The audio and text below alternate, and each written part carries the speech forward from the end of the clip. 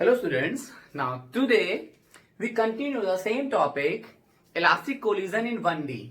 In the last lecture we cover the velocities relation just before and after the collision.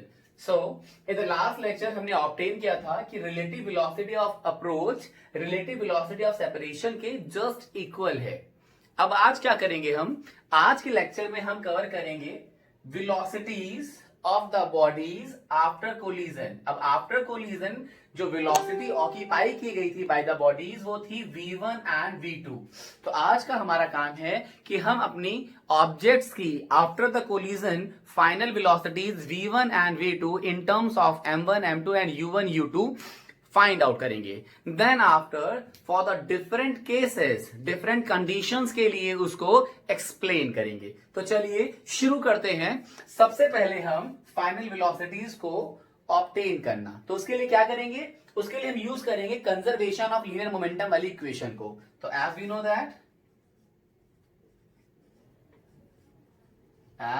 That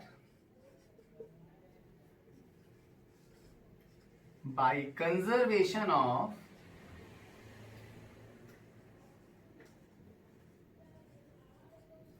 linear momentum m1 u1 plus m2 u2 must be equal to m1 v1 plus m2 v2. इस equation से हमने result निकाल लिया था. अगर आपको याद हो u1 वाले टर्म एक साथ कर दिए थे, मतलब m1 वाले टर्म एक साथ कर दिए थे सॉरी, एंड m2 वाले टर्म एक साथ कर दिए थे. तो m1 हमने इधर से कॉमन ले रखा तो ये हो गया था हमारा u1 और इधर से आ गया था माइनस का v1 and this one is m2 v2 इधर से उधर गया था ये माइनस का u2. तो अब जरा ध्यान दीजिएगा, जो हमने रिलेशन निकाला था वेलोसिटीज में वो कुछ इस तरीके से आया था. तो अगर यहां से हम बात करें, हमने लेट कर दिया इसको फर्स्ट इक्वेशन. तो by the equation first we can say that now that v2 in terms of v1 कितना हो जाएगा? तो देखिए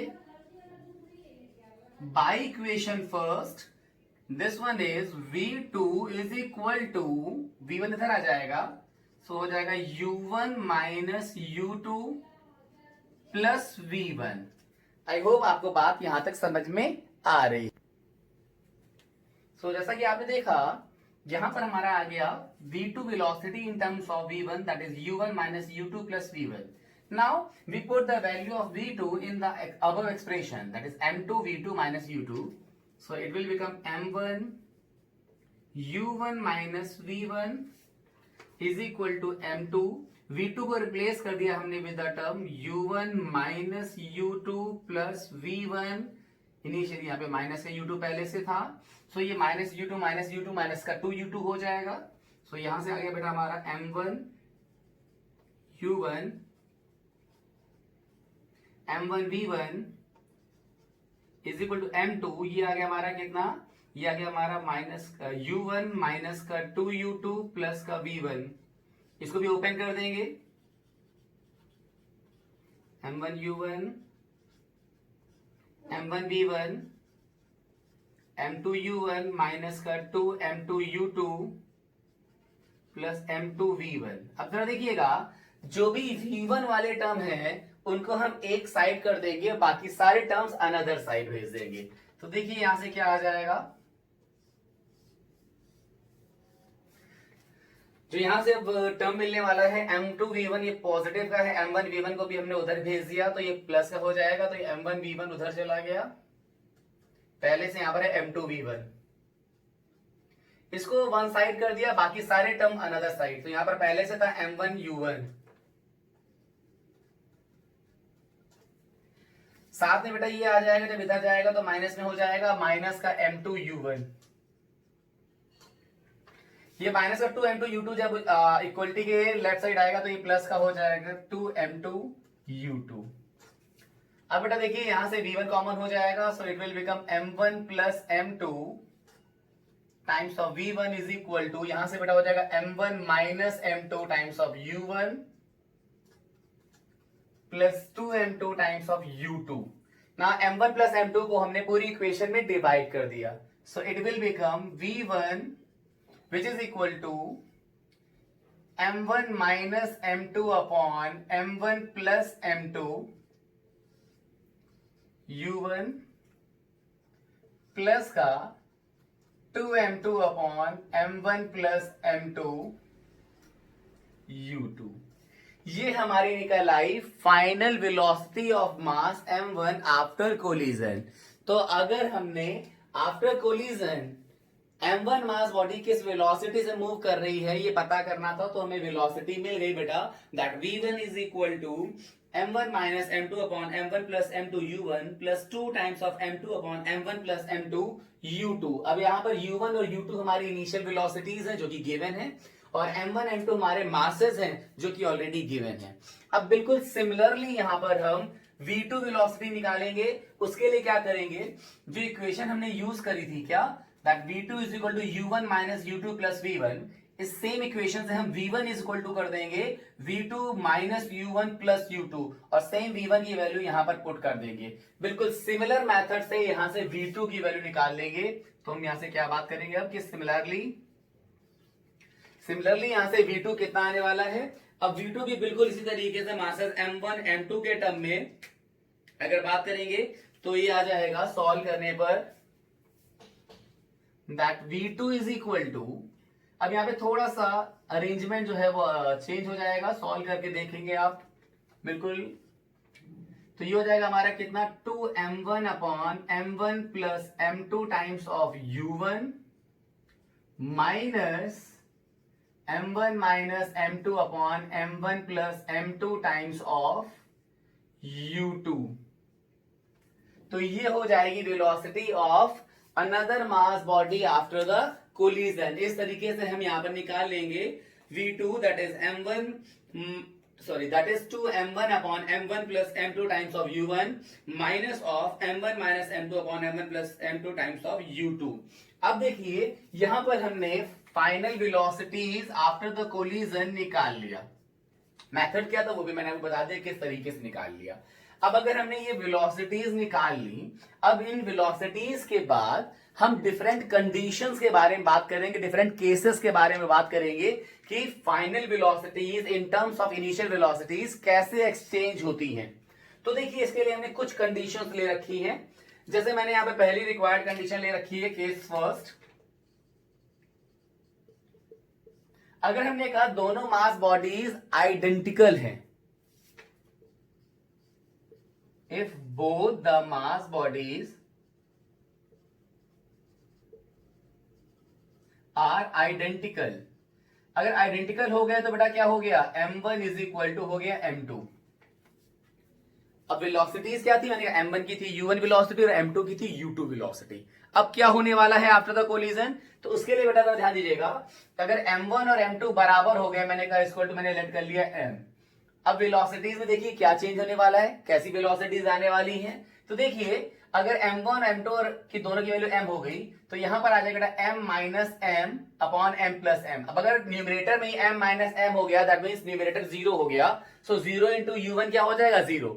अब जरा सेकंड पार्ट देखिए, ये हो जाएगा 2m upon m plus m that is 2m। तो 2m से 2m कैंसिल होकर 1 आ गया, 1 इंटू u2 कितना आ गया u2। दैट मींस यहां से हमें v1 इज इक्वल टू क्या मिलने वाला है, यहां से v1 इक्वल टू मिलने वाला है हमें u2। अब जरा सिमिलरली v2 के लिए बात करते हैं।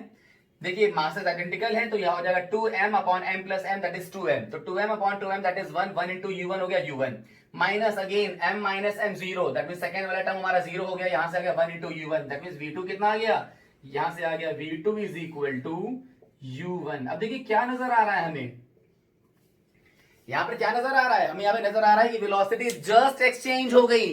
दैट मींस v1 की वेलोसिटी वो हो गई जो सेकंड मास बॉडी की थी, और v2 की वेलोसिटी वो हो गई जो फर्स्ट मास बॉडी की वेलोसिटी थी before the collision। That means after the collision velocities of the mass bodies interchange to each other।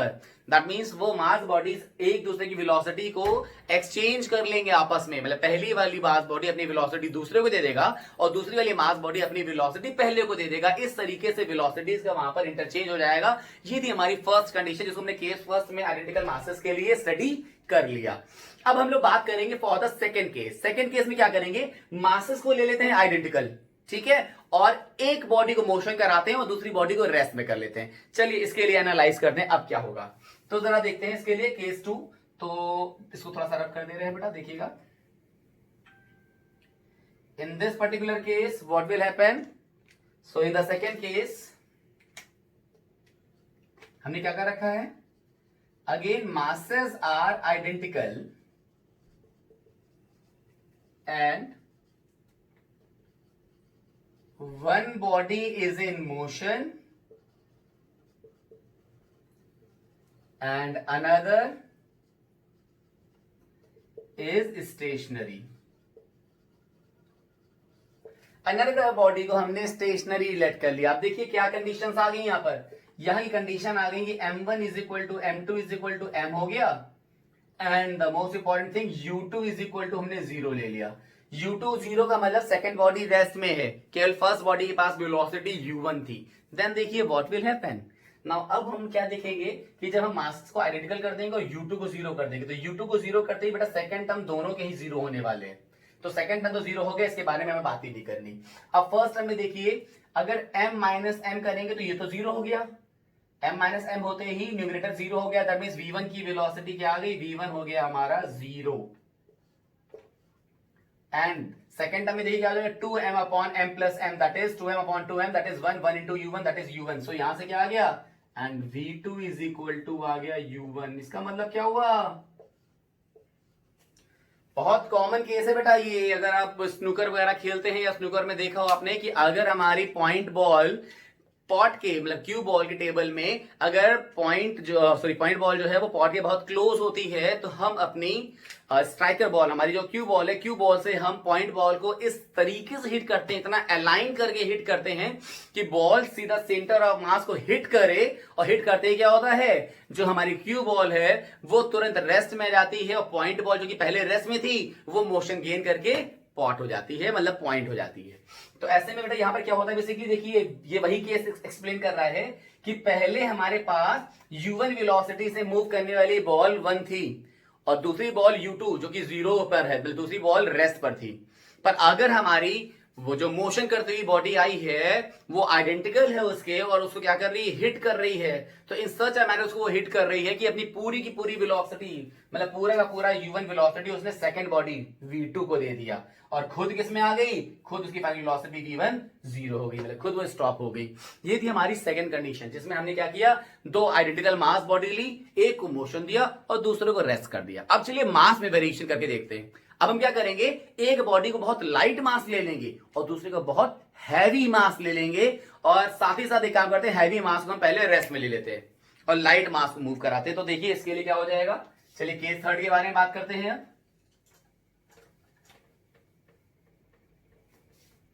तो in the case third what will we do, case third में हम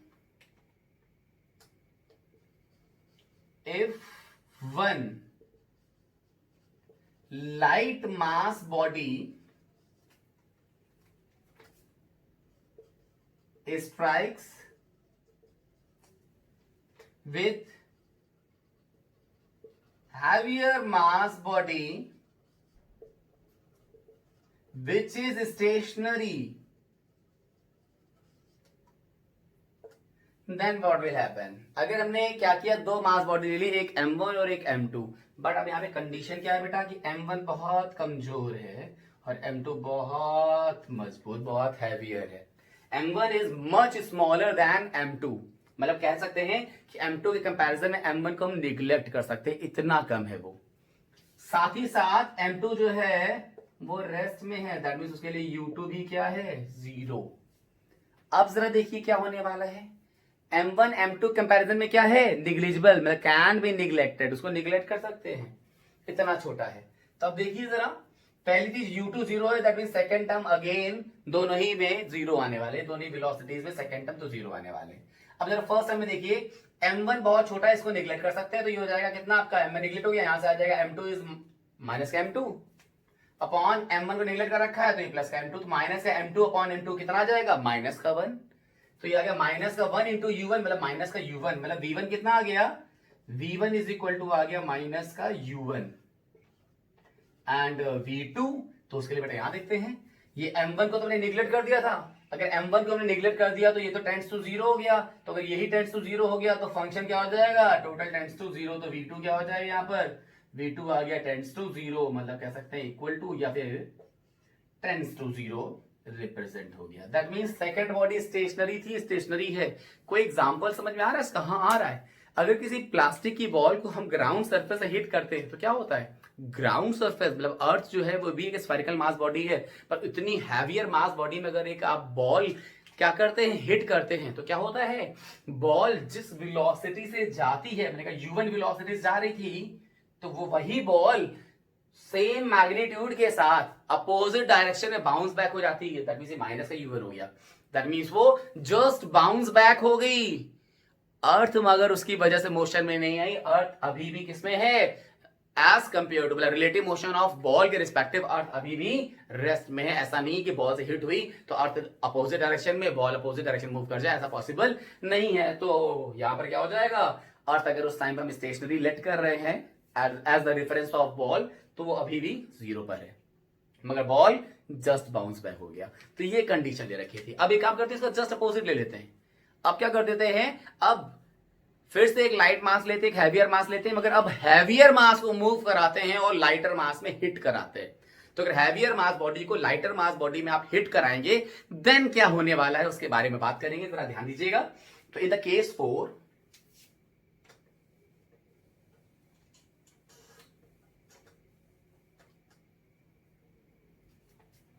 तो चलिए देखते हैं case 4 के बारे में।